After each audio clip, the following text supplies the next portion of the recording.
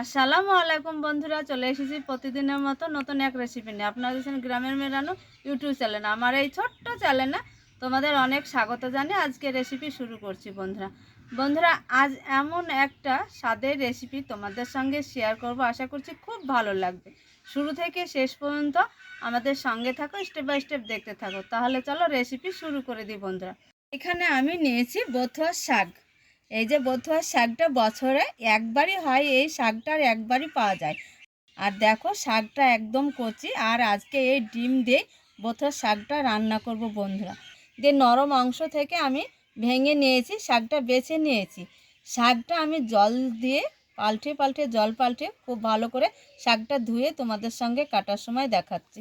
দেখো বেথুর শাকগুলা খুব ভালো করে জল পাল্টিয়ে ধুয়ে নিয়েছি। আর এইখানে দেখো ধোয়ার পরেও অনেকই শাক হয়েছে, এতটা লাগবে না, অর্ধেকটা আমি নিয়ে নেব, বাকিটা পরে রান্না করব।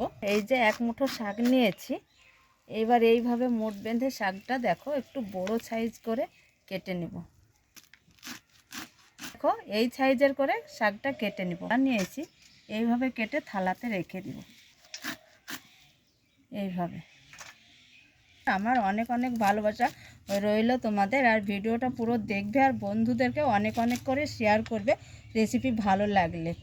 তো বন্ধুরা দেখো এইখানে আমি দুটো আলু নিয়েছি আর দুটো বেগুন নিয়েছি। আলু দুটো চিলে নিয়েছি, আলু দুটো আর বেগুন দুটো আমি কেটে নেব। আলুটা একটু ফালি ফালি করে কেটে নিয়েছি, দুটো আলু একইভাবে কেটে নিব। নিয়েছি, এবার আমি জল দিয়ে ধুয়ে তোমাদের দেখা হচ্ছে। রান্নায় চলে এসেছি, উনুনে একটা কড়া বসিয়ে দিয়েছি। আর কড়াতে দেখো জল টল আমি কোনো কিছু এখন ব্যবহার করব না। প্রথমে আমি দিয়ে দিব বেথুয়া শাকটা, কড়াই দিয়ে দিব। তো সামান্য একটু জল বের করার জন্য লবণ দিয়ে ভাপিয়ে নিয়েছি। শাকের একটা কষ থাকে, কষটাও বের হয়ে যাবে। এবার একটা আমি ঝাঁঝরি তুলে নিব। এই যে এখানে একটা ঝাঁঝরি নিয়েছি, ঝাঁঝরিতে এইভাবে শাকটাকে একটু তুলে নিব, জল ঝরানোর জন্য ঝাঁঝরিতে রেখে দিচ্ছি।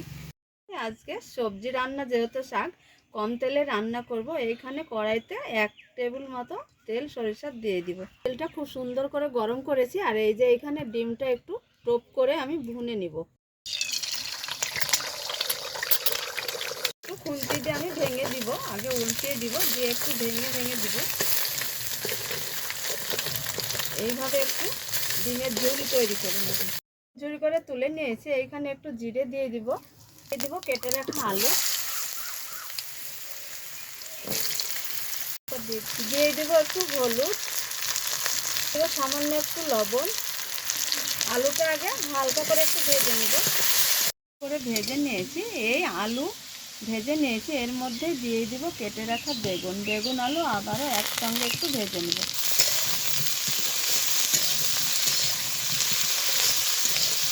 বন্ধুরা দেখো বেগুন আলু ভেজে নিয়েছি, এই ভাজটাই নরম হয়েছে, বেগুনও নরম হয়েছে, আলুও নরম হয়েছে, সেদ্ধ হয়েছে। এবার আমি ভাজা বেগুন আলু একটা থালায় তুলে নিব। এইখানে 1.5 চামচ মতো তেল দিয়ে দিয়েছি, চা চামচে।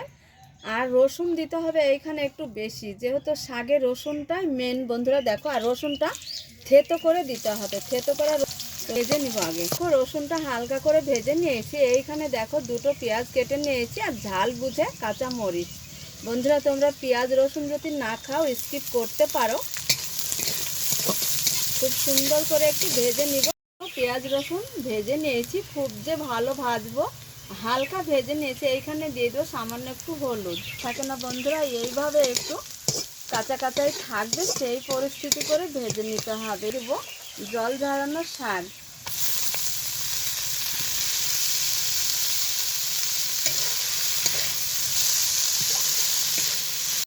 সময় নিয়ে একটু শাকটা ভেজে নেব। এইভাবে ভেজে নিয়েছি। এইবার যে ভাজা সবজিগুলো তুলে রেখেছিলাম, এই ভাজা সবজিটা দিয়ে দিব।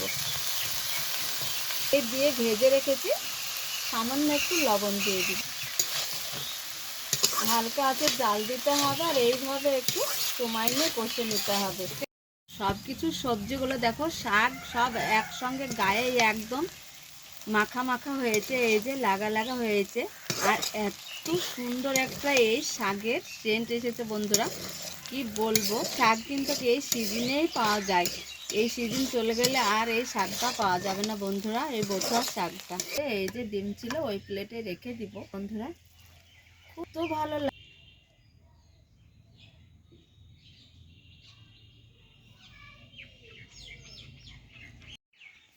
তো বন্ধুরা দেখো, শাকটা রান্না করে একটা প্লেটে তুলে নিয়েছি। দেখো কালারটা দেখো, শাকে খুব ভালো হয়েছে। আর রান্নাটার স্বাদ দারুণ স্বাদ।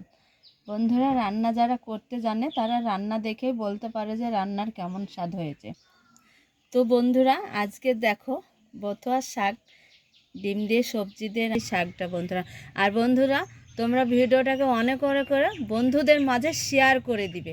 আজকের এই বথুয়ার শাকের রেসিপি যদি তোমাদের ভালো লাগে অবশ্যই একটা লাইক কমেন্ট শেয়ার করবে, চ্যানেলটা সাবস্ক্রাইব করে পুরো ভিডিও দেখতে থাকবে। ভিডিও এখানে শেষ করছি, পরবর্তী ভিডিও নিয়ে তোমাদের সঙ্গে দেখা হচ্ছে। তোমরা ভালো থাকো, সুস্থ থাকো, তোমাদের টাটা।